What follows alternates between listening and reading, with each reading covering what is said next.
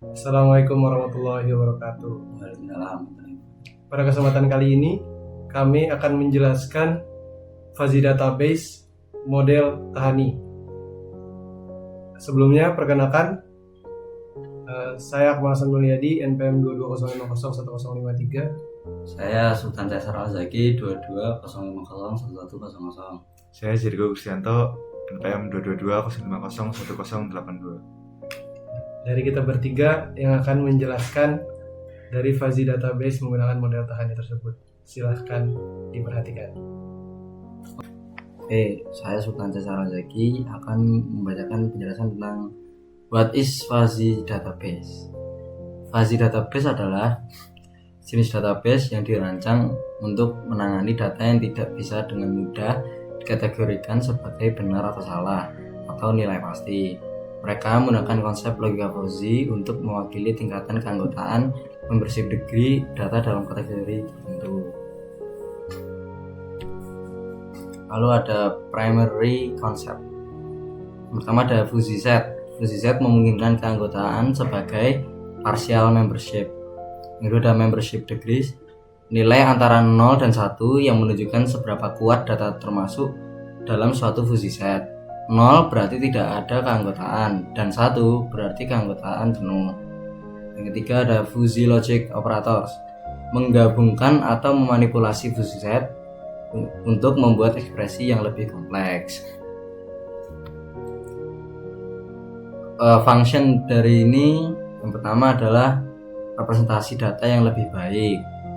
Yang kedua peningkatan query, selanjutnya dukungan pengambilan keputusan, pemodelan sistem kompleks, dan yang terakhir pengurangan kehilangan data.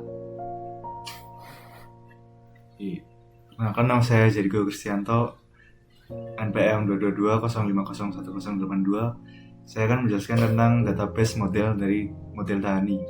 Pertama, konsep dari model Tahani ini yaitu basis data dalam metode yang digunakan untuk memperoleh informasi dari data yang bersifat ambigu dengan menggunakan fungsi keanggotaan dalam teori himpunan fuzzy. Metode ini memungkinkan pengolahan query yang tidak pasti atau imprecise dengan cara menerapkan konsep-konsep dari logika fuzzy. Ada beberapa manfaat dari penggunaan database model Tahani ini. Yang pertama yaitu kemampuan menangani data tidak pasti dan ambigu. Yang kedua, peningkatan akurasi query. Yang ketiga, peningkatan efisiensi sistem. Dan yang keempat, perluasan kemampuan database. Contoh dari database model Tahani ini, salah satunya kita bisa melihat pada sistem rekomendasi pemilihan smartphone berbasis web.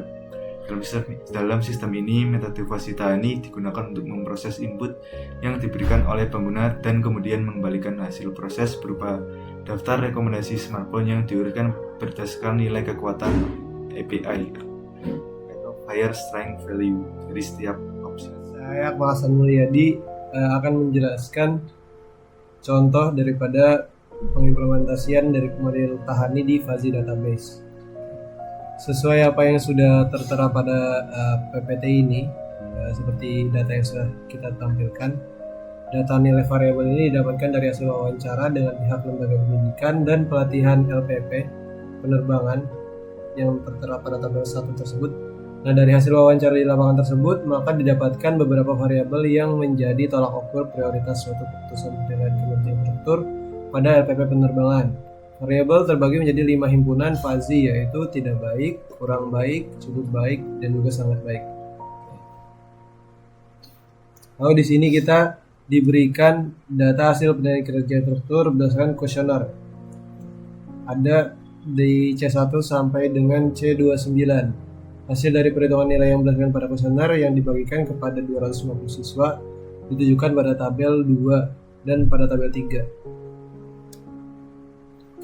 Lalu yang berikutnya, kriteria penilaian kinerja guru tersebut dapat dijadikan sebagai variabel input untuk nilai fuzzy tersebut. Jadi dari variabel input yang sudah terbentuk dapat ditentukan fungsi keanggotaannya, membership function, yang ditunjukkan pada tabel 4 berikut.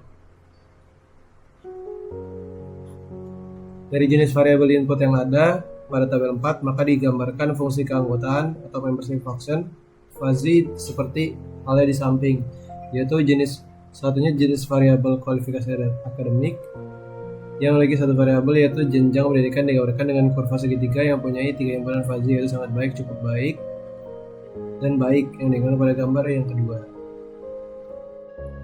Yang kedua, jenis variabel pedagodik, profesional, kepribadian, dan sosial. Jenis variabel pedagodik memiliki 7 variabel, profesional, kepribadian, dan sosial memiliki 5 variabel digambarkan dengan kurva segitiga yang mempunyai 3 himpunan fusi yaitu sangat baik, baik, cukup yang digambarkan pada gambar yang sudah tertera dengan rumus sudah tertera juga. Lalu selanjutnya ada jenis variabel karya kreatif atau inovatif dan membimbing peserta didik. Jenis variabel karya kreatif atau inovatif memiliki 5 variabel. Membimbing peserta didik memiliki 1 variabel yang digambarkan dengan kurva segitiga yang mempunyai 4 himpunan fazi yaitu sangat baik, baik, cukup, kurang baik yang digambarkan pada gambar 4. Lalu menggunakan rumus yang sudah tertera. Setelah didapatkan proses sebelumnya, hasil perangikan selanjutnya, proses perangikan akan dilakukan pada beberapa alternatif yang digunakan sebagai sampel untuk perhitungan manual dengan metode TOPSIS. Di sini data yang digunakan untuk perhitungan manual hanya 5 buah data saja yang dapat dilihat pada tabel 5. Berdasarkan pada tabel 5 dapat dibentuk matriks keputusan D yang telah dikonversikan dengan bilangan oleh proses falsifikasi sebelumnya. Dari sampel yang diambil adalah hasil keputusan dengan operator OR pada tabel 6. Iya, saya akan melanjutkan daripada proses sebelumnya, yaitu langkah pertama adalah normalisasi matriks keputusan. Langkah selanjutnya yaitu melakukan normalisasi matriks keputusan D dari tabel 6 sampel data nilai siswa penerbangan dengan menggunakan rumus persamaan yang pertama seperti berikut. Lalu langkah yang kedua adalah menghitung normalisasi. Setelah melakukan normalisasi matriks keputusan D pada langkah 1, maka proses selanjutnya adalah menghitung nilai XI dengan persamaan 3. Berikut adalah contoh menghitung nilai XI. Dan pada tabel 7 merupakan hasil daripada perhitungan XI yang sudah dilakukan sebelumnya. Berikutnya menghitung normalisasi RIJ dengan persamaan 4 dari matriks keputusan D dibagi dengan nilai XI dari tabel 7. Sampel mencari nilai normalisasi. Berikut hasil menghitung normalisasi dapat dilihat pada tabel 8 sesuai dengan rumus yang sudah tertera di atasnya. Lalu langkah yang ketiga adalah menghitung nilai normalisasi terbobot. Untuk menghitung normalisasi terbobot dengan menggunakan persamaan 5, di mana nilai bobot masing-masing kriteria untuk nilai bobot masing-masing jurusan dikali dengan nilai normalisasi pada tabel 6. Berikut adalah contoh untuk menghitung nilai normalisasi terbobot. Lalu hasil nilai normalisasi terbobot menggunakan persamaan 5 dapat dilihat pada tabel 9 berikut. Selanjutnya, langkah keempat, mengidentifikasi solusi ideal positif dan solusi ideal negatif.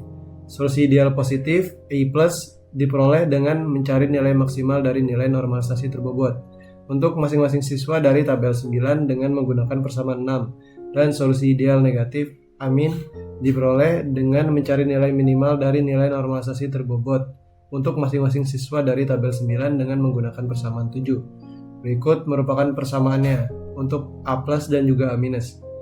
Lalu selanjutnya langkah kelima, menghitung jarak antara setiap alternatif dengan solusi ideal positif dan solusi ideal negatif.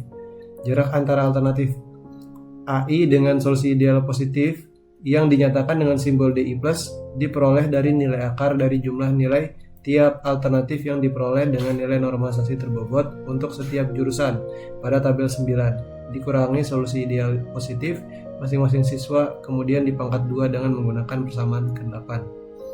Berikut merupakan hasil nilai jarak antara alternatif AI dengan solusi ideal positif dapat dilihat pada tabel ke-10. Jarak antara alternatif AI dengan solusi ideal negatif yang dinyatakan dengan simbol DI- diperoleh dari nilai akar dari jumlah nilai tiap alternatif yang diperoleh dengan nilai ternormalisasi terbobot untuk setiap jurusan, dikurangi solusi ideal negatif dari masing-masing siswa, kemudian dipangkat 2 dengan menggunakan persamaan ke-9. Berikut merupakan hasil nilai jarak DI- antara alternatif AI dengan solusi ideal negatif dapat dilihat pada tabel 11. Lalu selanjutnya pada langkah ke-6 menentukan nilai kedekatan setiap alternatif terhadap solusi ideal nilai VI, yaitu nilai preferensi untuk setiap alternatif di mana nilai DI min dibagi dengan jumlah nilai DI min ditambah jumlah nilai DI plus dengan menggunakan persamaan yang ke-10. Berikut merupakan contoh untuk menghitung nilai preferensi. Lalu selanjutnya berdasarkan perhitungan nilai VI, nilai preferensi untuk setiap alternatif, maka diperoleh hasil dari setiap alternatif pada tabel ke-12. Baik, saya akan melanjutkan. Setelah dilakukan perhitungan, kita akan melakukan uji validasi. Berdasarkan hasil penilaian kinerja instruktur penerbangan yang tertuang pada tabel 12 tersebut, maka urutan ranking pertama pada instruktur 5 dengan nilai 0,61, ranking kedua pada instruktur 2 dengan nilai 0,51, ranking ketiga pada instruktur 3 dengan nilai 0,50, ranking keempat pada instruktur 4 dengan nilai 0,45, dan urutan ranking terakhir pada instruktur 1 dengan nilai 0,09. Untuk rekomendasi kepada pihak manajemen LPP untuk kualitas kinerja instruktur yang paling baik adalah Lulu Tantika atau instruktur 5 dengan nilai 0,61. Hasil penilaian kinerja instruktur penerbangan dengan kombinasi metode Fasi Tahani dan TOPSIS berdasarkan pada 250 data yang diuji sampel. Oleh karena itu, nilai akurasi adalah sebanyak 93%. Dan didapat kesimpulan dari analisa pengujian akurasi sistem dapat menunjukkan bahwa pemodelan sistem pendukung keputusan dengan kombinasi dua metode yaitu metode Fasi Tahani dan TOPSIS sangat tepat digunakan untuk mengatasi masalah terhadap manipulasi data-data keberhasilan instruktur mengajar yang bersifat ambigu. Terima kasih atas perhatiannya. Kurang lebihnya mohon maaf dari kami. Kebaikan ada pada Tuhan, kekurangan ada pada kami. Selebihnya mohon maaf. Wassalamualaikum warahmatullahi wabarakatuh.